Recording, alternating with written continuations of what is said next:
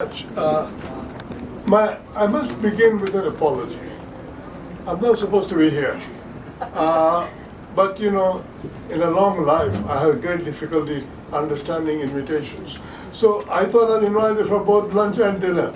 I'm quite sure there's a black tie. So I thought I would wear a blackish enough tie and maybe I'll get away with it. Anyway, it's very nice to be among what I'm called some of the most successful people that there are. And I'm very pleased, and I hope I meet all of you, at least for a short period of time, and find out what are many interesting things you do. So I'm looking forward to seeing you today, this at lunchtime, and later on at dinner. First of all, welcome to a country where there is a British Asian Prime Minister. Who is younger than all of us? I think most of us, let me put it that way. No, you may be some teenage millionaires here. Because I'm an economist, because I'm an academic, I have to be stopped if I give too long a lecture. But my lecture for your use is, we are about to go through the worst time in our lives. Okay? I'm old enough to remember how bad the 1970s and 1980s were. We had 22% inflation.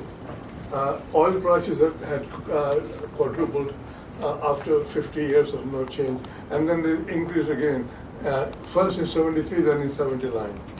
And we had 3 million unemployed, practically no growth, and Mr. Thatcher was beating the hell out of the system. That's what it took to cure inflation. Okay? And what happened in inflation was that all the manufacturing industries left this country and Western Europe and USA and went to Asia. And it's called Asian miracle and Asian tigers and all that. So tigers were all there and we were all left here as lambs, ready to be eaten. So things, of course, don't repeat themselves. And of course, I'm a completely wrong forecaster. But I always believe in life that, first of all, find out what is the worst case scenario. My decision-making rule is find out what is the worst you can bear with if it happened. And if you know that, then at least everything else will get easier, at least from your own expectations. And so I would say that bright as Rishi Sunak is, and he is very bright, I don't think he's going to cure the problem. I don't think any single government is going to cure the problem. And most of the central banks are still fighting their old fight, and they don't realize why it worked last time.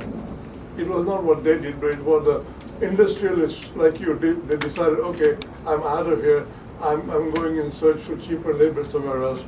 And they went to Korea and Taiwan and Singapore and things like that. Now, if that is the scenario, you guys have to be prepared for this. You have to at least remember that you may need to seek alternatives, different kind of alternatives. And I, not being a practical person, I don't know what the alternatives are. But I think what the pandemic has told us is it's going to be robotics. It's going to be artificial intelligence. It's going to be a very different world in the next 15 years. Okay? And more than that I can tell you, because it's up to you to solve the problem as and when it hits you. But problem is going to hit you. The problem is going to hit everybody. I don't believe in praying, but just pray that a third world war doesn't happen in the meantime. Thank you. With that cheerful message, I will enjoy your lunch.